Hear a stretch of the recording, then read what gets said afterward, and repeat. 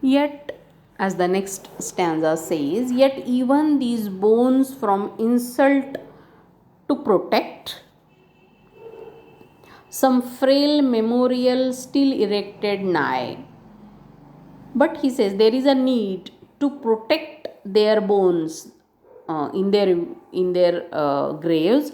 There is a need to protect their bones in their graves, their dead bodies in their graves, and for that reason there should be a frail memorial still erected nigh. Nigh is near, NIGH, erected to build upon something, and raised to and some frail is weak or simple kind of thing. Memorial is in their memory some architecture should be there, some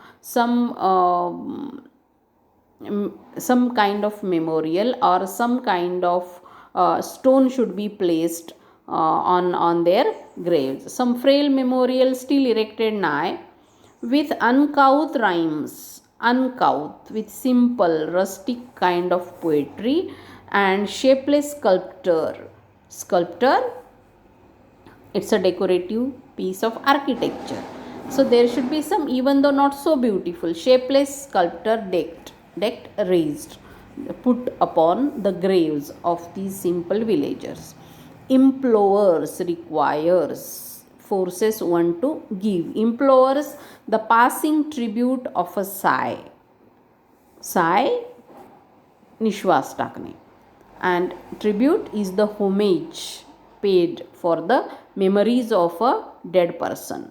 So he says there are some simple kind of sculptures erected on their simple graves, and that asks for the simple kind of tribute in the form of a sigh for these dead people. And what is on their gravestones, what is on their memorial erected on their graves? Their names, their years, their, as the now we continue with the next stanza. Their names, their years. So what was written on those graves? Their names were written. Their years means the years of their birth as well as the year of their death. Spelt, written by the unlettered muse. Muse is here poet. Unlettered, not well educated. So their names were written, their year of birth, year of death also were written by some not so educated people of that village, which is considered as the unlettered muse. Muse is here a poet. The place of fame and elegy supply, and many a holy text. So the place of fame and elegy supply, so there are written some lines, some simple lines in their honor, and many a holy text around she strew is to scatter, vikhurlele असणे, that teach the rustic moralist to die. And there are written some holy text, that is text from Bible, some lines from Bible, and that teach the rustic moralist to die. Rustic moralist, the simple villagers, and they live their lives by the teaching of the Bible.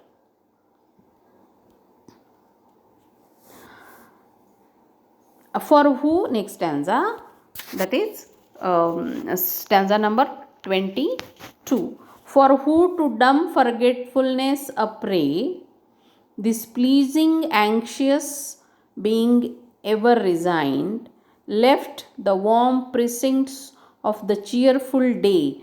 Precincts is the enclosed area, not nor cast one longing lingering look behind.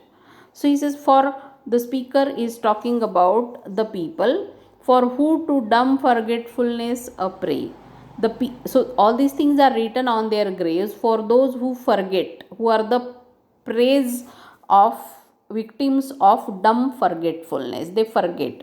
Displeasing, anxious, being ever resigned, that this man, this simple man, ever resigned, ever lived there and died there.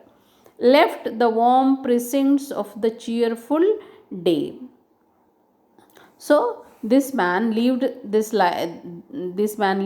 life, and one day he died, and nor cast one longing lingering look behind. And for those who never cast a look at these graves, and they just forgot the rustic villagers, for them these lines are written on their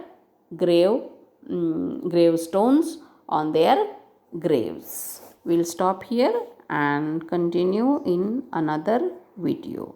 Thank you.